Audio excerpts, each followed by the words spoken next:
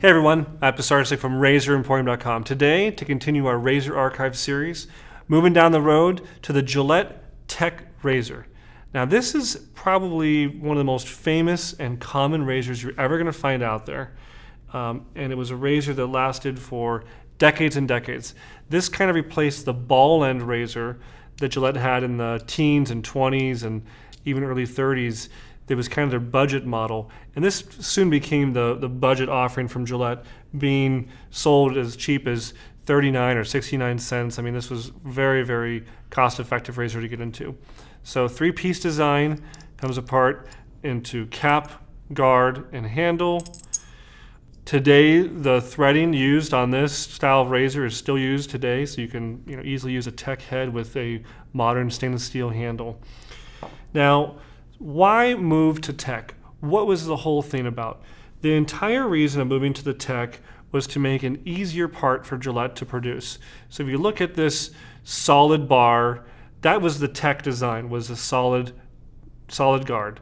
Now the earlier tech models featured a kind of a triangular shape guard slot, and that's going to be razors that you're going to see from 1939 to 1946. So that's when the tech was introduced, as 39. But they had tech razors up through the 70s. But when you see that triangular slot, that's 39 through 46. Because there's no date codes, don't forget. In this era, 31 to 51, no date codes. So that's the only way we really can tell, is that. Now, inside of the world of tech, there's a lot of razors. So the first model did start off as, probably something similar to this. And this is kind of referred to as a contract tech with a black handle. And these were made for the wartime effort. Now, records are not 100% clear. I've heard that these were bought by Uncle Sam and were given out to U.S. soldiers. I heard that soldiers had the option to buy this, that it was something that they could buy through the commissary. This is a mystery that I would love to hear the absolute truth of. If you know, please tell me in the comments below. In fact, if you were a World War II veteran and you were there, tell me. I've also heard that these sets were even given out during Vietnam in the 60s. So again, tell me. These are the contract era. So I again, whether they were bought and given out for free or whether they were something bought by the soldier for their own personal use, I'm not 100% sure. But this is the contract era tech, kind of the first era of tech razors. And the way you can know that is because, first off, it comes with camouflage blades. So these are the Gillette thin blades that have a camouflage, kind of muted color design. This is kind of a big box of them. It says camouflage package on there. This is a telltale sign of his war effort, wartime. So that if you were out in the field using your razor and you dropped a blade wrapper, the enemy didn't see it as easily. It blended in with the grass or the terrain, and it wasn't as a obvious giveaway that you're following the Americans, I guess. But the other main giveaway from the contract tech era is going to be the fact that these parts are not brass, that the head and the guard are aluminum. You can always tell that when you drop it. That sounds crazy, but I've come to learn kind of the pitch of hearing brass. That's brass. That's aluminum, higher pitch. Plus it's just lighter weight. The other major giveaway that is contract era is that it has a plastic handle or Bakelite handle. This is something, again, between the aluminum and the Bakelite to reduce the use of brass. Brass is being used for plenty of artillery. They needed to save that brass for that, so they had to use other materials for the razor sets. Now, after the war was over and Gillette was starting to produce razor sets again, they looked more like this. This is kind of your common fat handle tech that came out after the war. This is something that's extremely common today. Again, you're going to see those triangular guard slots underneath. You're going to see no date code and the big fat handle. That fat handle was not used through the 50s and 60s. It was really kind of a 40s thing. They were put up in even more kind of fancy presentations. This is the gold tech razor. This kind of looks like your traditional razor set from Gillette. 98 cents right here, gold plated, kind of a handsome leather case, blue velvet interior, 5 blades, and you got your shipper box. They even had nicer sets. This is a little bit later. This is going to be, has the big eagle on it, and it's going to have the thin tech razor handle, thinner.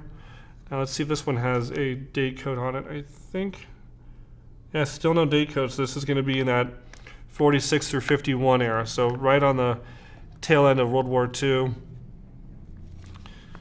But whatever tech razor you find, probably one of the most mimicked. I heard a sound. Oh, okay, sorry. I thought the shutter closed.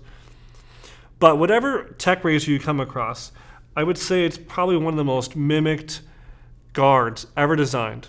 What I mean by that is that so many manufacturers today have taken this design of the guard or the cap, the way that the cap holds the blade in place, and have copied it. Even us with the Rex Ambassador razor, we have taken kind of a note with the blade centering mechanism with this long slot.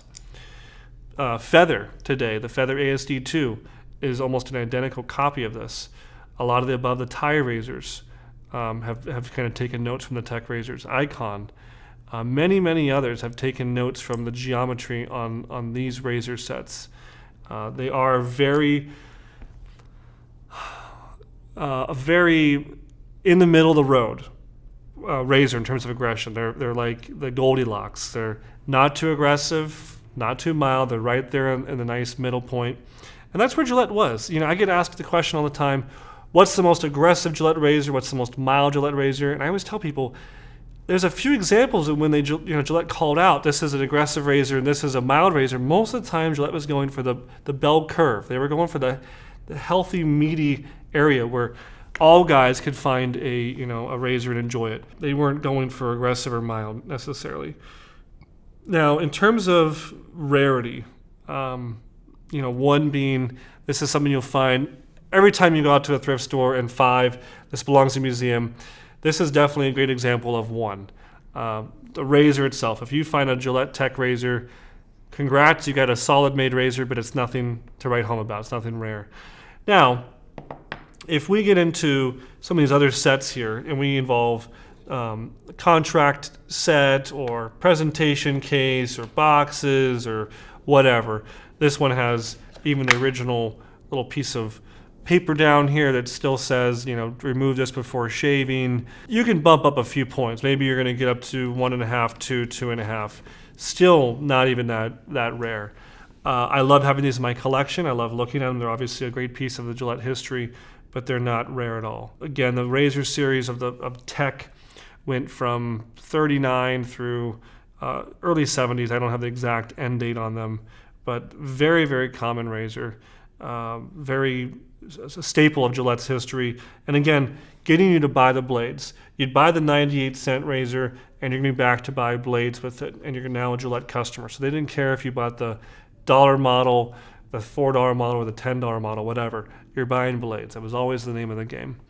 So that being said, if there's something I missed on the Tech razor, something please tell me. Again, if you know about the contract era or whatever, please, I want to know more. I always love learning. I learn a lot from you guys. So leave a comment below, and by doing so, you're entered in to win this, the Gillette Black and Blue official t-shirt. And we'll see you here next time at Razor Emporium for all things vintage shaving.